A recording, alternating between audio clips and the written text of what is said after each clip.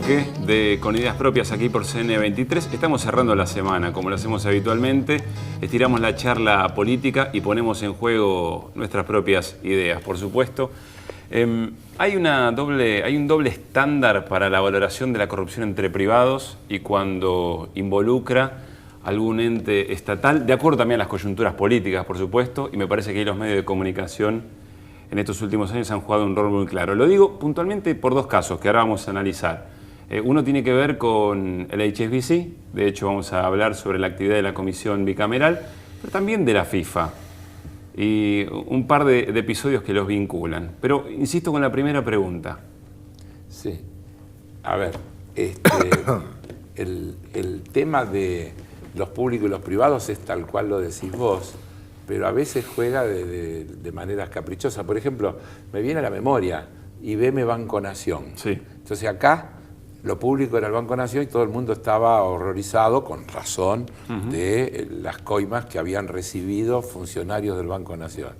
Nadie hablaba de los que pagaron las coimas. Claro. Digamos, que eran privados y norteamericanos. Bueno, con el tema Siemens y los documentos también. Y Siemens y los documentos, por eso uno puede hacer enormes listas. Salió estos días en Suiza, y casi vinculo los dos temas, pero creo que sirve, una sanción al HSBC por la misma cosa que se está investigando en la Argentina, pero con una particularidad. No pueden tomar como referencia la denuncia de Falciani, porque la ley suiza prohíbe, por el tema del secreto bancario, que la revelación de secretos pueda ser tomada como base para investigar. Entonces, en realidad los agarraron en otras cosas, que no es la misma denuncia, y la multa es por otras cosas. Pero ¿sabés lo que dice el fiscal general de Ginebra? Dice, lo que pasa es que la debilidad de la ley suiza para la entrada de fondos criminales nos impide actuar con más energía. Entonces, hacen una cosa que es absolutamente inmoral y que ya se hizo en Estados Unidos, en Inglaterra, etc. Pactan, y eso es casi, yo diría, que es un manual de capitalismo, pagan una multa, que es nada más que una pequeña porción de lo que ganaron con la infracción, a cambio de que el Estado renuncie a la acción penal. Entonces quedan libres de culpa y cargo pagando. Vos sabés que algo así hizo en su momento el clan Macri, claro, con el famoso contrabando de los autos de Uruguay, que tenía una estaba condenado y fue y pagó, en aquel momento creo que eran 6, 7 millones de dólares, me suena ese número. Y de hecho hoy el tema no aparece. Y no aparece y prescribió, ¿no? Claro, la causa penal, pero el contrabando estuvo demostrado. Estaba condenado. Lo arreglaron con plata, como hacen estos. Pero lo cierto es que se ha instalado culturalmente, yo creo que es como una derrota, de que siempre que hay corrupción, el único culpable es el corrupto y nunca el corruptor, porque los corruptores esencialmente son las grandes empresas, las grandes corporaciones. Incluso hay casos como el Citi, que es un corrupto que en todas las cuestiones de lavado, incluso con el narco, como en México, por ejemplo, un gran banco mundial, uno de los grandes un banco más grande de Estados Unidos, ejerce la corrupción a niveles institucionales y planetarios. Y fueron a una reunión del Senado de Estados Unidos y pidieron disculpas. Así es, se condena a un intendente de México que efectivamente es un corrupto, pero en cambio el Citi no. Claro. Acá hay un antecedente que es interesante mencionar al revés, que es el de Lisandro de la Torre. Un gran líder político, un gran parlamentario que con gran valentía denunció un gran negociado en aquel entonces de las carnes, y los grupos privados, en este caso muchos extranjeros, junto con la oligarquía nativa, lo intentó asesinar en el Senado de la Nación. Él eludió la muerte, pero no así el senador Bordavere, que era su socio, senador electo. Por lo tanto, ese es un ejemplo histórico al revés, de que la política... Su socio político era. Su socio político, claro, sí, efectivamente, claro. Sí, era senador electo, no había asumido. Lo cierto es que desde la política se hizo una acción enérgica para resolver, para denunciar los temas de corrupción. No fue el único, hubo muchos otros. ¿Dejás que te lea dos notas de color? Sí. Y después quiero preguntarte qué fue lo más importante. Ahora vamos, de la dos notas de color. Delaware estado de los Estados Unidos, paraíso pequeño fiscal. estado. Un Sí, pequeño paraíso fiscal. Te voy a ¿sabés una cosa? ¿Cuántos habitantes tiene Delaware? No tengo la menor idea. 800.000. ¿Sabés cuántas empresas hay registradas en ese territorio? 850.000. Falta gente, ¿no? No, pero ahora vos dirías, qué grande, te voy a leer lo que dice... Qué buen número es. Te voy a Heller. decir lo que dice el sitio de internet del Estado. Comillas, para nuestros clientes internacionales el anonimato es importante. Como agente registrado de Delaware, es decir, titular o apoderado de una compañía en ese territorio, no se requiere ningún tipo de información sobre los beneficiarios de la empresa, ni tampoco se requiere que la identidad del mismo sea revelada. Hay un edificio ¿Escuchaste? que tiene 250.000 inquilinos en Delaware.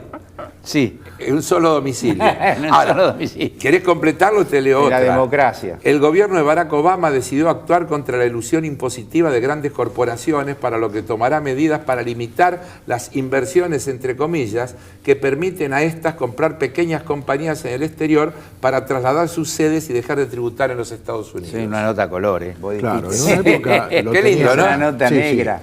Bueno. Pero bueno. En una época lo tenían Al Capone y otros grandes capos mafiosos. Ahora no hace falta. No hace falta. Tienen la Delaware. Son tan grotescas estas cosas Bueno. y vienen funcionando hace tanto tiempo. Claro, que te terminás acostumbrándote. Claro. Sí, o quizá la cobertura mediática y tantas otras es tan grande de los sectores de poder. ¿Puedo hacer un paralelismo con el tema FIFA y lo que vos contabas de cómo se arregla todo pagando? ¿Se acuerdan el partido entre Francia e Irlanda por las eliminatorias? Thierry Henry, un jugador el más importante de Francia, la toca con la mano, define la clasificación para Francia, Irlanda queda fuera. Después reconoce que el tipo la tocó con la mano, pidió disculpas. Y hoy, en estas horas, se conoció que la FIFA le pagó a Irlanda para que Irlanda no proteste. Claro. Y de esa manera convalidar que Francia estuviera en el Mundial, mucho más negocio para el desarrollo. Es un lunar dentro de todo lo que se ha descubierto en este tiempo. Pero yo estoy absolutamente convencido que el fútbol a nivel mundial está cruzado por la corrupción.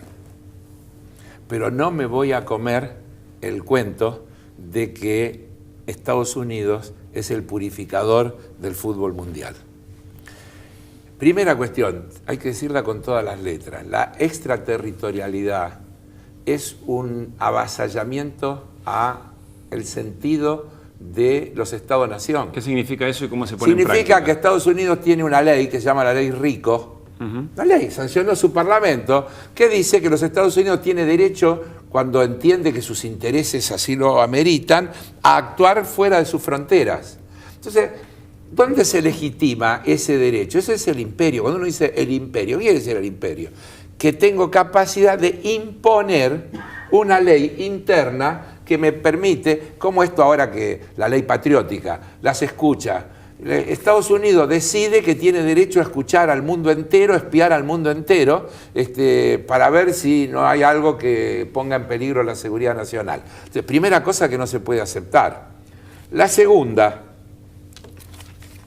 diario El País, lee el título. País de España. País de Estados Unidos investiga los mundiales de Rusia y Qatar, algo que ustedes anunciaron aquí que iba a ocurrir. Que iba a ocurrir, ¿no? El viernes pasado. Pero fíjate el titulito de abajo. A ver. No, ese no se ve. No, No. Bueno, léelo vos. Sí, puedo. El fondo, el FBI amplía... Bueno, lo digo yo. ¿Me haces El el FBI desafío? Cumplo.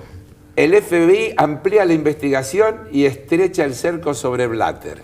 Es decir, acá vos tenés hoy clarito que aprovechando una corrupción existente desde mucho tiempo, se la hace explotar en un momento clave en el que está en juego el tema de Rusia, sobre todo, con el Mundial, que es un hecho de prestigio político, en un momento que Estados Unidos y Europa están sancionando a Rusia por el conflicto ucraniano. Y no se puede separar. Que recrudece, además. Que Se recrudece, agravó, además. sí, notablemente. Entonces, los tipos hacen explotar esto sobre hechos que indudablemente deben suceder, deben haber sucedido y que deben ser sancionados y demás, pero no es de esta manera.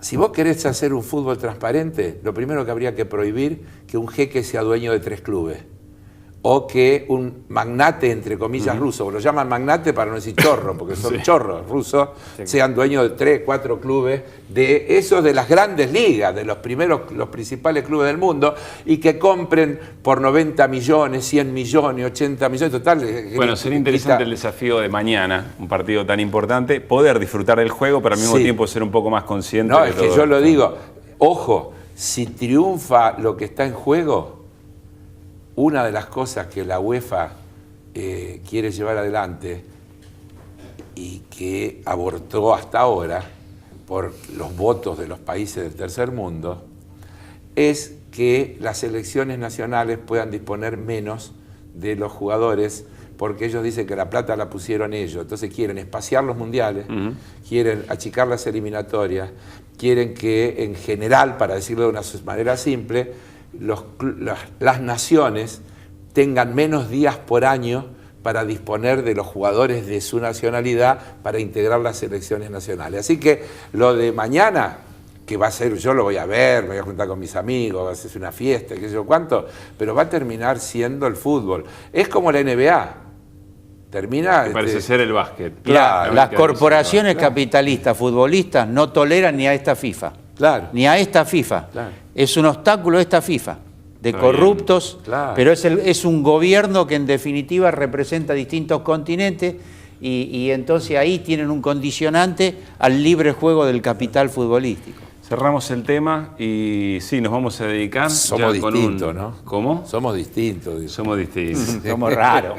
Somos raros también, pero bienvenidos. Así es. Cerramos este tramo y nos metemos de lleno en el informe de esta semana. Y tiene que ver con quizá el hecho más importante, porque atravesó efectivamente todos los sectores y convocó no solamente a quienes desde hace mucho tiempo vienen militando en contra de la violencia de los hombres contra las mujeres. Tiene que ver con la movilización en la Plaza de los Dos Congresos en todo el país, bajo la consigna Ni una menos.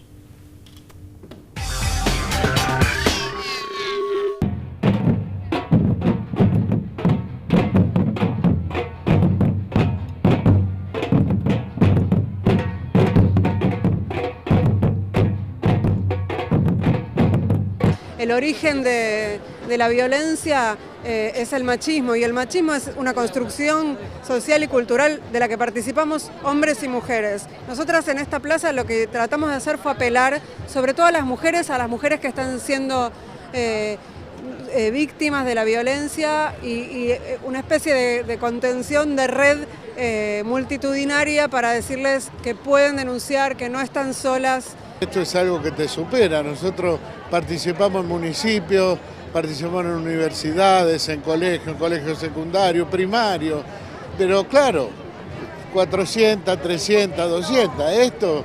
Yo creo que esto es una bisagra y creo que esto es un ejemplo mundial. Creemos que esta es una oportunidad maravillosa para que todos los hombres y mujeres que habitamos este país empecemos a tomar conciencia de que somos protagonistas del cambio, todos y todas. Hay que construir una sociedad más igualitaria y eso se construye sin una sociedad con machismo y con patriarcado. Lo que estamos viviendo hoy es una jornada histórica. La violencia de género requiere de esta envergadura. Los grandes procesos de cambio en nuestro país siempre se dieron con el pueblo en la calle y la violencia de género requiere de este mismo compromiso. Lo que va a permitir esto es que aquellos lugares que no están viendo la dimensión y que están actuando por acción o omisión, fortaleciendo el discurso del victimario, como puede ser el Poder Judicial o como es el Poder Judicial, tengan que rever su forma de actuar. La vida no solo se protege rezando, la vida se protege también con políticas públicas. Con políticas públicas que ayuden que las mujeres no tengan miedo y puedan tener sus hijos. Hay que rezar, pero además de rezar, hay que militar y trabajar para que esas políticas públicas puedan seguir siendo llevadas adelante. Saludablemente esto ha tenido una enorme presencia en los medios de comunicación. A algunos no les quedó otra, porque yo veía cómo estuvo en tapa efectivamente el día después de la movilización, el mismo medio de comunicación que hizo hasta lo imposible por camuflar aquel famoso rubro 59 de algún tiempo, entre otros rubros, digamos, ¿no? pero más allá de esas hipocresías, me parece que el tema no le faltó para nada difusión, la presencia fue impactante. Sí me gustaría hacer una mención respecto de algunos de los puntos bien en concreto que allí se manifestaron. Sí. Sobre el tema estadística. ¿Hay alguna novedad, Edgardo? Sí, una novedad importante. La presidenta habló de políticas públicas y hoy precisamente hay un comunicado de prensa de la Secretaría de Derechos Humanos, que depende de la Presidencia de la Nación. Les leo textualmente la primera parte. Se creó la unidad de registro, sistematización y seguimiento de femicidios y de homicidios agravados por el género.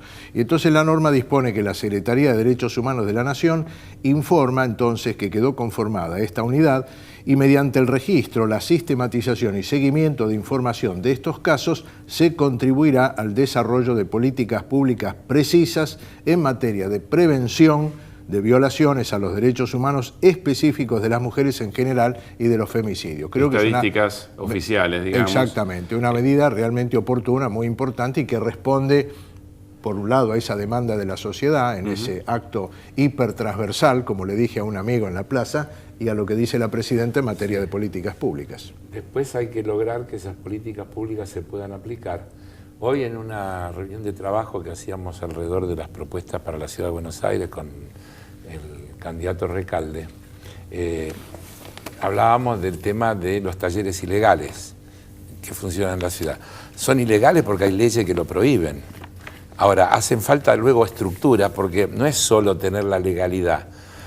Y otra vez volvemos al concepto del rol del Estado. Al Estado hay que dotarlo de recursos, hay que dotarlo de inspectores, hay que dotarlo de ventanillas múltiples para que se pueda acceder, para que esas leyes eficazmente se puedan aplicar, porque de lo contrario terminan siendo enunciativas.